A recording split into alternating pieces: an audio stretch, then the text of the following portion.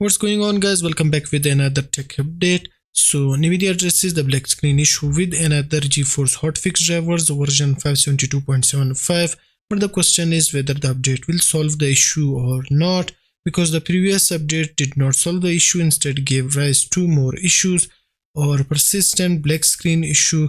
Let's see if this one solves the issue for the 50 series or even the old gen black screen freeze and restart issue associated with the Nvidia drivers. But as the news report that two things are certain. First, that Nvidia wants to address all the reported issue with the new RTX 50 series, hence the hotfix drivers are released as a solution for problems that some users are experiencing, but there will be no major drivers soon. But there was another odd issue reported, which is inability to run the GPU at full speed after reboot when the card was overclocked. And second problem fix is apparently a common issue black screen issue only associated with the RTX 50 series GPU, and that they did not mention other GPU series in the catalog, so it may not resolve the issue for everyone. However, Nvidia up till now has released 5 updates regarding the black screen issue. So again, if you are still having the black screen issue, this driver may, and that's a big may, resolve the issue for you. However, Nvidia confirms that all fixes were implemented and that there are no users that report such problems. And one more thing, guys, you will not find these drivers on the usual GeForce download page. Rather, the hotfix has separate support page from where you can download the hotfix file and see if that works for you. Okay, next up today is that Radeon RX 9070 XT outperforms GeForce RTX 5080 in Cyberpunk 2077 and 3D mark after undervolting. 3.3 GHz clock was achieved in this specific test. So the GPU was firstly tested in both overclock and silent mode, but the GPU temps was 62 degree and GPU hotspot was 85 degree and the memory temps was 90 degree. So the news about the memory temps being high were true all along. Then in the second test, the GPU fan speed was set to 49% and the GPU went from 2978 to 3034, but the advertised speed according to power cooler Red Devil was 3060 MHz. Again, the power was increased to 110%, around 360 watt. Did the card finally reach that 3.1 GHz speeds? Then the card was undervolted and lowered the GPU voltage by 200 microvolt, and the card immediately reached at 3.4 GHz, that is 300 MHz higher simply by the undervolting. But the card crashes, so the stable undervolt for the Red Devil seems to be minus 170 millivolt in this specific case.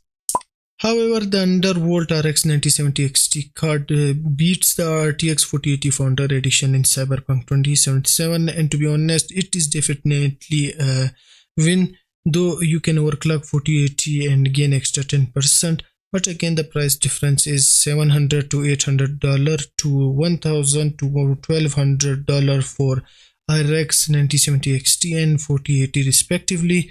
Not only the card was faster than 4080, but also faster than new RTX 5080, where the 5080 FPS was 65 and 9070 XT was 66 FPS, while overclocked. But in comparison to the 5070 Ti, the RX 9070 XT is a clear winner, again while overclocked. In 3D mark times by extreme, if we compare the 9070 XT overclocked Red Devil with the 5070 Ti MSI Ventus, we can clearly see the gap.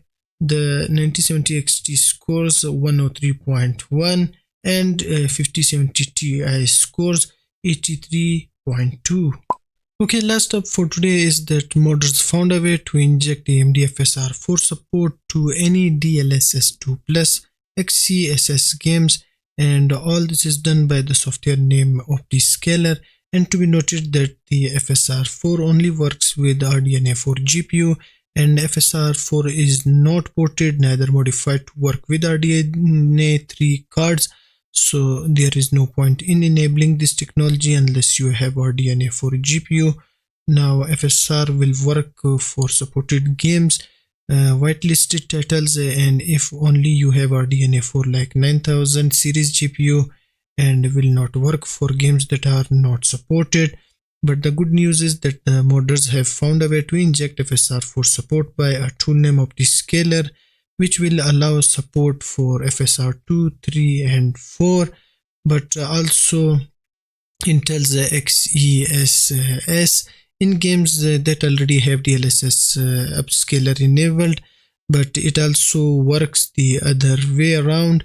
If the game has FSR or XeSS only, users can inject DLSS support, but as the news reported, it is more complicated than in AMD case.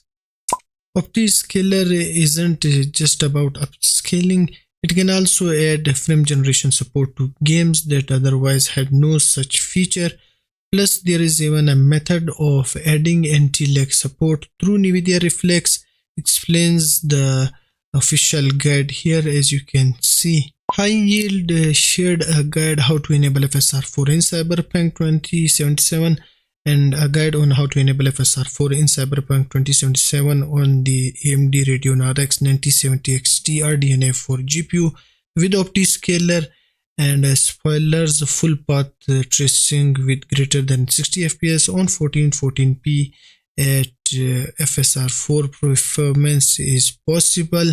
And guys, if you are interested in such things, then perhaps it's better to watch the video that shows how it improves over FSR3, and the YouTube channel that shared this news is High Yield at YouTube. And it's worth noting that CD Projekt will not support FSR 3.1 in this game, and so it is not possible that the FSR 4 is planned either. But rather than that, that will be all for today, and I will see you in the next video. Peace.